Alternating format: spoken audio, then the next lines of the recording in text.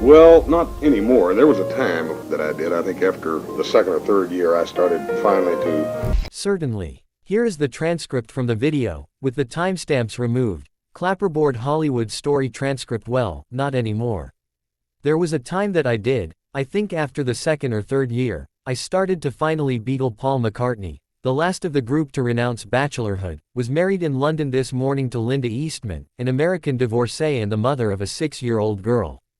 The wedding took place at the Marley-Bone Registry Office. In its golden age, Hollywood loved to advertise itself as a factory of perfection, where any flaw could be hidden under bright powder and blazing lights. But the deeper we dig, the more we discover a bizarre paradox. The men who considered the standard of beauty, the dream figures of an entire generation, often chose to love and marry women who were nowhere near Hollywood's design blueprint. Some leading men married teachers nearly 2 decades older than themselves. Some legends stayed with wives so short that just standing next to them created a visually unbalanced frame.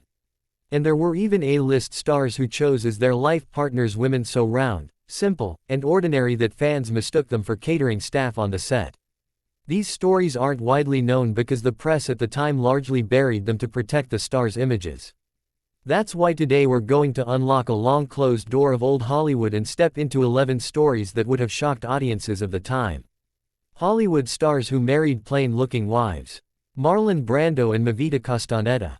The secret marriage and the woman 7 years older than him, whose appearance went completely against the beauty standards of that time. Many readers of the Los Angeles Times were stunned for one simple reason.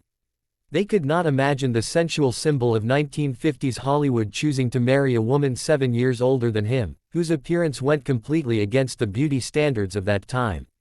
It was called the clearest off-standard case of post-war Hollywood, a remark that only made people more curious how stark the contrast was between these two people who had loved each other in silence for many years.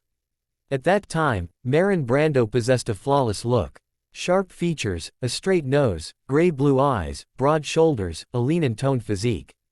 Director Elliot Kazan once described Brando as an entire generation of youth condensed into a single man. Whenever Brando walked into any room in Hollywood, people practically stopped breathing just to look at him. Movita Castaneda on the other hand came from a different world. She appeared with a solid build, broad shoulders, a large frame, hands roughened by years of stage dancing. Her brown skin glowed under the lights, but by the standards of the day, it was considered too earthy. Her facial features were strong, high cheekbones, square jaw, deep-set eyes, intense expressions. Some journalists in 1955 described Mova in a half-compliment, half-critique way, saying she had a beauty rooted more in strength than in softness. She had none of Grace Kelly's blonde porcelain elegance, none of Elizabeth Taylor's classic sharpness, and none of the fragile quality Hollywood worshipped at the time. Mova carried a grounded presence, light makeup, simple clothing, making her stand out as different to an audience used to heavily polished faces. The two met in late 1953 when Brando attended a party hosted by director John Huston in Los Angeles. Mova had been invited to perform a Mexican folk dance. In that lively setting, Brando, as usual, became the center of every gaze, while Movita remained calm, seemingly unconcerned by his presence. Some witnesses recalled that it was precisely that calmness that caught Brando's attention. She spoke naturally, without flattery, even talking about unpredictable performance schedules and the small pay in the dance world. Brando was drawn to the life experience in Movita's voice. A friend of his later recounted in Variety that one evening in Bunker Hill, Brando quietly said, "With her, I feel like I can breathe easier." From then on, the two began seeing each other more often, but both kept the relationship quiet.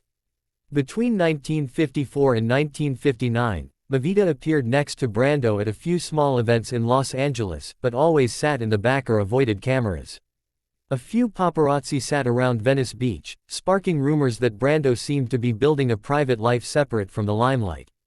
They married quietly in Monterey in 1960 with only a few close friends present. The ceremony was so simple that the Monterey Peninsula Herald gave it just a tiny line on the back page. At that time, Brando was still surrounded by rumors about his breakup with Rita Moreno, while Mova quietly slipped out of public view to avoid muddying the narrative. However, married life was far from peaceful. In 1961, Mova became pregnant, but the pregnancy ended in heartbreak disappointment, casting a heavy shadow over their relationship. Meanwhile, Brando entered the most prominent phase of his career and slowly lost control under a packed shooting schedule.